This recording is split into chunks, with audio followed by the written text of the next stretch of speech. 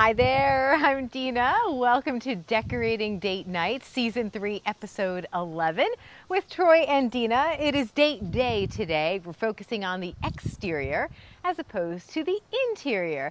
As you remember last time, we did talk about some outside stuff, so let's continue on with the same project. And if you'll notice right behind me, there's this gorgeous, we call it an island.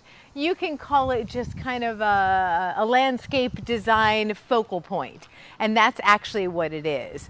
So the reason behind this focal point is when there was an addition placed on this particular home, there was a front-facing garage. And the idea was maybe to do a relocation of the driveway, maybe do a circular driveway, but there are all sorts of hoops you'd have to jump through in order to do that. You had to petition the neighbors, and you had to write to the county and see if it was okay, and blah. Anyway, so the challenge was, okay, so how do we make the existing driveway work and then also incorporate a side-facing garage? How is that going to happen? So one of the things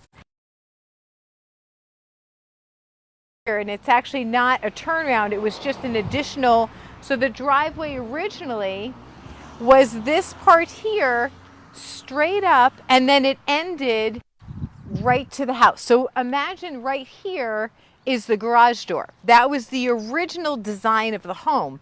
But then this became an addition on it, and the original garage became living space interior, and then there was a garage added on. Oh, it's back. Are we back? So, all right, so we're back. Not quite sure what you heard or didn't hear, but so I'll reiterate some of it. So the old garage was right here, facing forward, facing the road, and this was here. So how do you then incorporate a side-facing garage, keep what's here driveway-wise, but just add on to it and keep the apron? Oh my gosh, so much to consider. So what we did was we thought, oh, you know, with this particular project, let's... There we go. All right, so take 3. This time, maybe you'll see it. So the garage now facing sideways, this becomes a focal point of the home. And so how do you make the apron work? How do you make the design of the home work? How does everything work together so that it doesn't look like an addition, so that the existing driveway ties into the new part of the driveway and everything looks like it's always been here, like it's planned from the beginning? Well, the turnaround we kept, and it was kept in this project. We decided, okay, how do we make this look good, not only on paper, but then in real life? And part of the process when you're doing any sort of an exterior, and how can you expand upon it?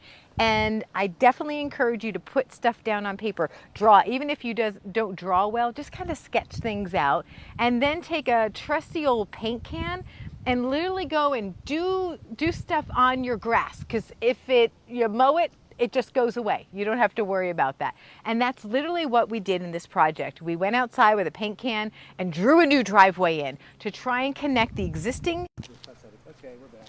All right. So I don't know what to tell you, except, so the new... Well, Facebook keeps cutting us off and cutting back in, so if this is jumpy and choppy, we apologize. We're doing the best we can. If it cuts out one more time, we might just wrap it up. Okay. Hi, I'm Dina. Hello. So the garage door, okay, this is now the new garage door. This is now all new. This was all grass before. This is now new driveway, wrapping around and connecting to what is the existing apron all along the driveway. So that's how everything kind of worked out. Again, I encourage you, when you're doing any sort of an exterior project where maybe you're going to be expanding your driveway, take a spray can, can of spray paint, and just do it all over. Even if you're doing stuff in the front, in the back, if you want to create a new tree cluster or whatever, a new island, a new focal point with landscape, go ahead and do it with a paint can. That's the best thing to do. So welcome to the English garden. That's what I wanted to get to. This is something that I wish I could remember the name of the company that helped do this project on this house. They're in downtown Frederick, right there on East Street. Oh, the name is escaping me. In any event, they're excellent. They've got great design ideas, working and incorporating what the homeowner wanted, which was an English garden feel, because the exterior of this home has a European flair to it. So how do we bring that into even the landscaping? Well, an English garden is the way to go. So these are knockout roses, and you'll have to forgive me because not so great when it comes to knowing plant names and stuff. I do know that these are knockout roses. They're hardy. They grow really, really big. You can cut them back. You can cut them back to nothing, and they'll still live. Butterfly bushes, again, a great, strong, vibrant, hardy bush, and they multiply. These are just 3 of them. They were planted really, really small, and they've grown really, really big. And I don't remember some of the other things that are in the English garden, but you'll notice as you pan down that there are these big rock mulch. So the idea behind the rock mulch is, again, it just kind of is that organic, chunky look. And it does look like mulch. The beauty of rock mulch is you don't have to do it over and over and over again. It's one and done. Once you lay it, you don't have to go back every single year.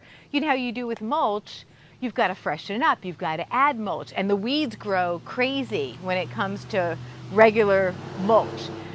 They don't really grow all that much, or the weeds don't grow quite as bad when you've got rock mulch. So in any event, I'm not sure if you can, Troy, come around to the entrance of the pathway, but this is another approach, and it also gets you from the garage door to this side, and it's part of an English garden look.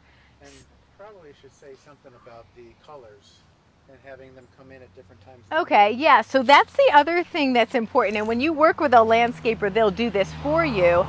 They'll tell you, okay, so this season, this is what's going to be blooming. And that, so something is always blooming no matter what the season is. You see this tree starting to come into bloom. Yeah, and that was right after. So these were a beautiful yellow, but they're dying now because it's time for this to be done. And it's so interesting. This is supposed to be poppies, but they never quite did bloom. Not quite sure why, but in any event. The other thing we were talking earlier about this now being the focal point that you'll see from the road. So how do you dress this up so it doesn't just look like a side by side is great, but then there was all this blank space on either side of the windows, which looked off balance. So how do you do that? So adding the trellis that was designed and built on site, and then adding a vine, which then has purple flowers that bloom. Those bloom, they were already done with that blooming, but having the purple flowers bloom really did. So in any event, that is the English garden. If you have any questions, you can put them in the comments. We'd certainly appreciate you joining us on Decorating Date Night. Of course, if you would love to do a project, we'd be honored to come out and do that with you and talk about it. You can reach out to us. Our website is decoratingdatenight.com. I'm Dina. Troy's behind the camera. Do you want me to get in with you? Talk to you soon. Bye. Bye.